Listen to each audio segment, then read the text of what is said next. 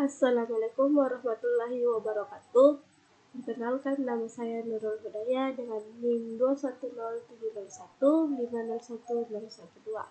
Pada kesempatan kali ini saya akan memaparkan mengenai masalah psikopatologi. Di sini terdapat majalah kedokteran Uki tahun 2018 volume 34 nomor 3 dengan laporan kasus yaitu gangguan disosiasi yang ditulis oleh Dwi Karlina pada Departemen Ilmu Kesehatan Jiwa Fakultas Kedokteran Universitas Kristen Indonesia. Contoh kasusnya yaitu seorang laki-laki yang berusia 27 tahun menikah dan memiliki seorang anak, berpendidikan sarjana hukum dan bekerja sebagai polisi. Pasien adalah anak sulung dari kedua bersaudara. Taat beribadah dan sejak kecil ibu menanamkan nilai-nilai agar menjadi orang yang baik, rajin, serta jujur dalam hidup. Menjadi polisi adalah cita-cita hidupnya. Ia amat mencintai pekerjaannya dan ada rasa hingga bila dapat menolong kerabat dan kenalannya untuk menyelesaikan pelanggaran lalu lintas ringan. Dalam menjalankan tugas di divisi lalu lintas,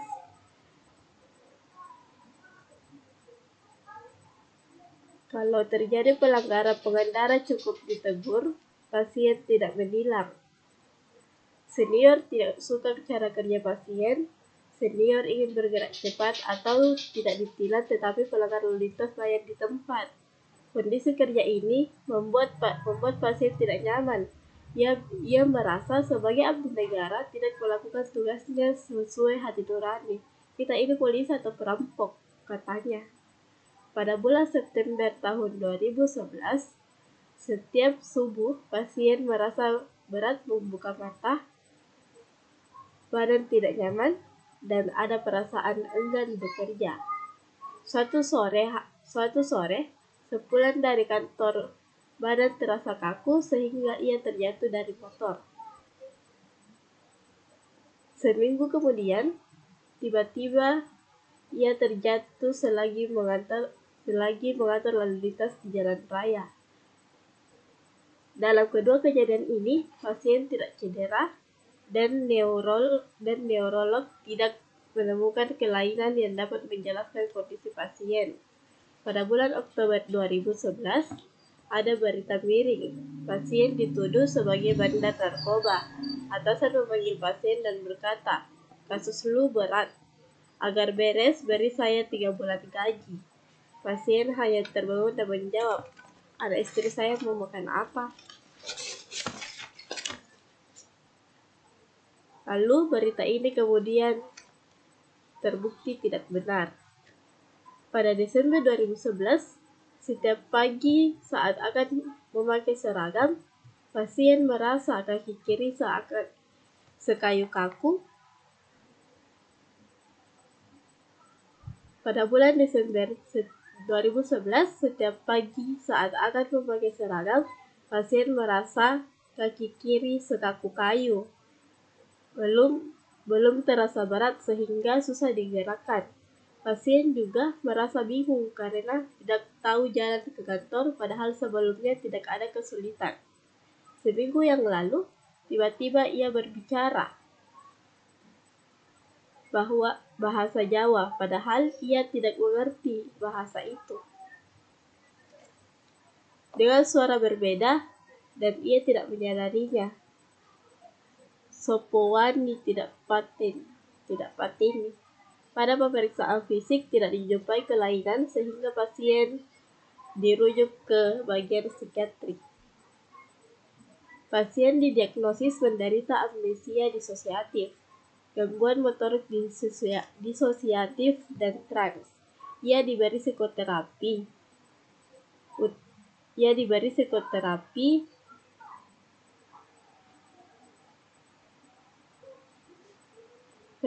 ventilatif dan suportif dengan psikoterapi utama yang berpotensi psikodinamik.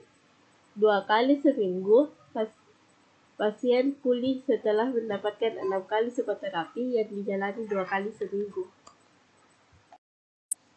Diskusinya yaitu gangguan disosiatif konversi biasanya diderita individu dengan gangguan kepribadian antisosial, histrionik, independen, dan pasif agresif. Gangguan ini relatif banyak terjadi di negara berkembang dengan prevalensi 22-33%. Lebih sering ditemukan pada perempuan muda yang tinggal di desa, dengan tingkat pendidikan yang rendah, dari kelas ekonomi yang lemah, dan kelompok minoritas. Pasien dengan gangguan ini sering berkomorbiditas dengan depresi, 12-100%, ansietas, yaitu 11-80%, somatoform, 42-83%, gangguan kepribadian 33-66%, dan skizofrenia.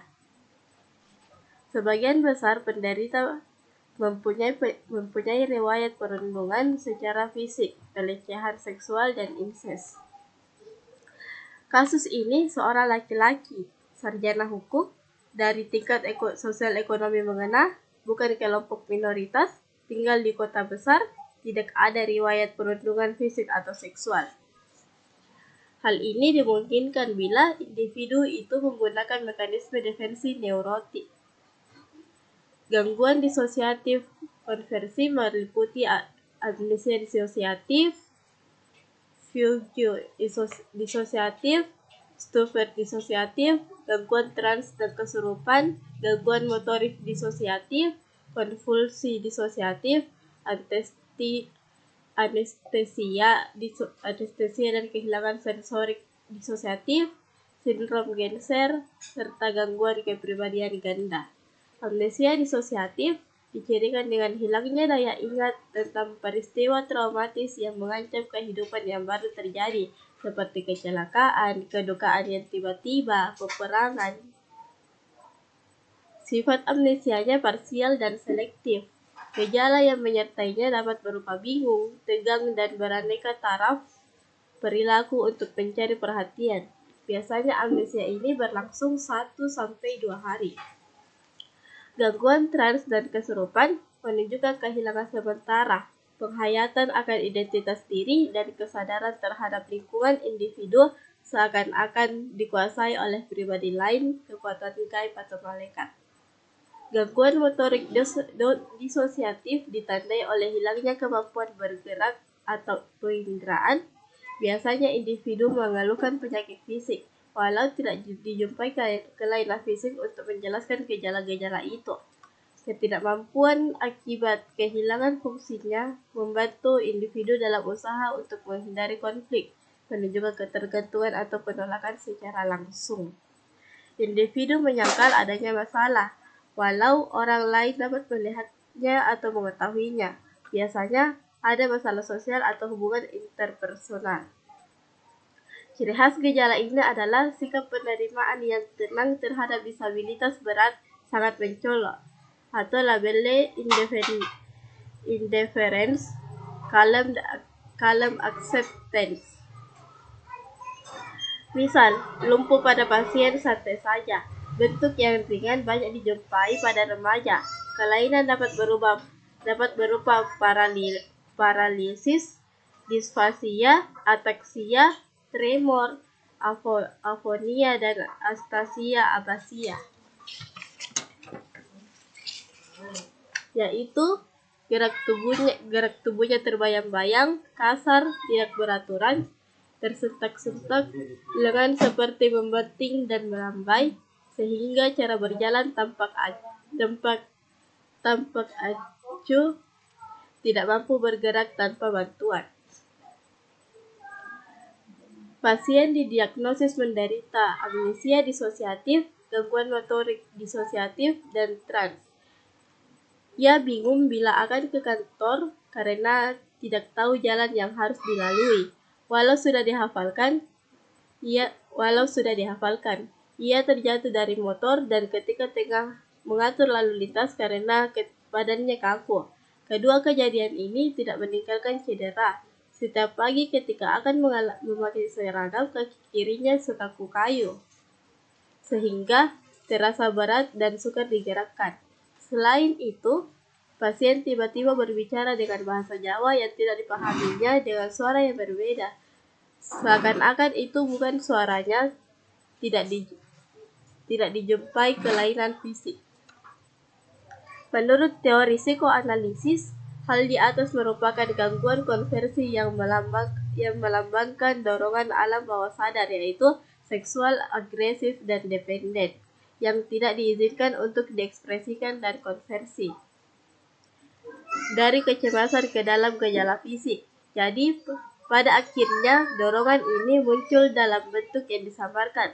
Ini terjadi karena mekanisme defensif yang neurotik. Dari sudut pandang perilaku, individu mengembangkan gangguan konversi ini karena perhatian dan keuntungan yang diperoleh dalam peran sebagai pasien. Menurut hipotesis sosial budaya, individu menggunakan gejala konversi untuk mengekspresikan emosi yang dilarang untuk tampil karena masalah gender, kepercayaan, dan faktor budaya. Gangguan konversi melambangkan komunikasi nonverbal dari impuls yang tersembunyi yang dapat diterima di masyarakat. Dari sudut pandang neurofisiologi, terjadi gangguan komunikasi sirkuit saraf yang menghubungkan kemauan, gerakan, dan persepsi karena terjadi hipometabolisme di hemisfer dominan dan hipermetabolisme di hemisfer non-dominan.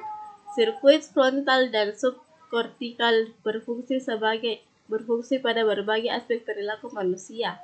Fungsi striatotalamokortikal mengendalikan sensori motor dan gerak yang disadari. Sedang ganglia basalis teristimewa nucleus caudatus bergerak dengan gerak motorik yang dipengaruhi emosi. Korteks cingulate anterior berhubungan dengan kesadaran dan aliran darah ke area ini dipengaruhi emosi. Korteks orbitofrontal dan korteks cingulate anterior atau area kortikal menjadi aktif dan terangsang berlebihan ketika individu menekan respons, terutama yang berkaitan dengan peran inhibisi. Akibatnya timbul umpan balik negatif antara korteks cerebral dan formasi retikuler batang otak. Pada gangguan konversi, persepsi primer fungsi sensori motor memburuk karena gangguan pada korteks cingulate anterior, korteks orbitofrontal, dan sistem limbik. Output kortikofugal yang meningkat akan menghambat kesadaran pasien akan sensasi tubuh, sehingga terjadi pengurangan aktivitas somatosensori. Ini menjelaskan tentang anestesia dan kehilangan sensorik disosiatif. Pengurangan serupa terjadi pada kebutaan konversi karena penurunan aktivitas korteks visual. Pengurangan aktivitas frontal dan subkortikal yang mengendalikan gerakan terjadi selama paralisis konversi. Stresor yang dialami pasien berupa suasana kerja yang korup yang tidak sesuai dengan nilai-nilai yang diacu pasien sejak usia dini, yang ditanamkan ibunya agar hidup baik, rajin, dan jujur. Stresor makin berat ketika ia dituduh sebagai bandar narkoba dan tekanan dari atasan yang meminta pasien menyerahkan 3 bulan gajinya untuk menutup masalah itu. Stresor yang berat ini ditangani pasien dengan mekanisme defensif neurotik berupa disosiasi yang mengalihkan kecemasan menjadi gejala amnesia disosiatif, trans, dan gangguan motorik disosiatif.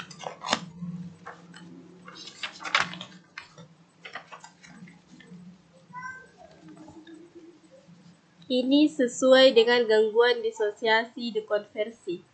Dalam terapi perlu dihindari menstigma individu manipulatif, dependen, atau membesar-besarkan kesulitannya.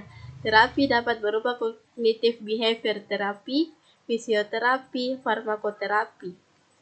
Peran keluarga sangat besar manfaatnya.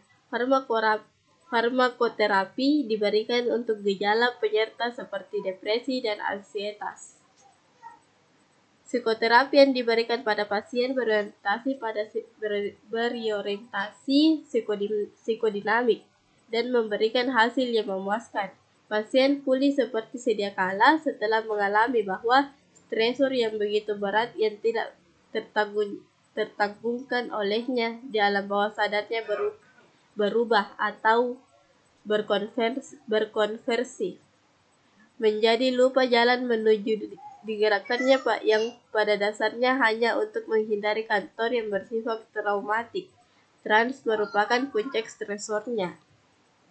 Pasien setelah mendapatkan psikoterapi, ternyata 50 hingga 90% pasien membaik dengan psikoterapi. Sebanyak 25 relaps dengan gejala baru, lamanya gangguan, dan ada kelainan penyerta pemburuk prognosis.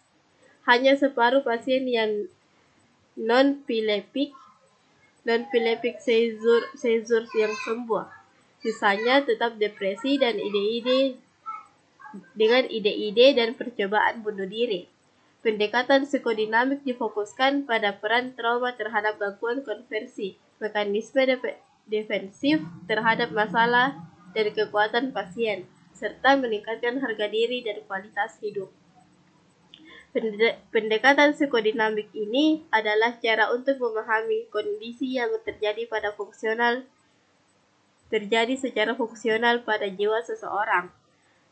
Abreaksi atau katarsis yaitu pasien diingatkan kembali akan trauma yang direpresi disertai pengulangan emosi yang menyertai.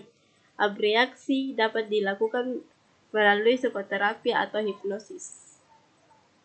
Sekian Kak contoh kasus dan penjelasannya. Atas perhatiannya saya ucapkan terima kasih. Wassalamualaikum warahmatullahi wabarakatuh.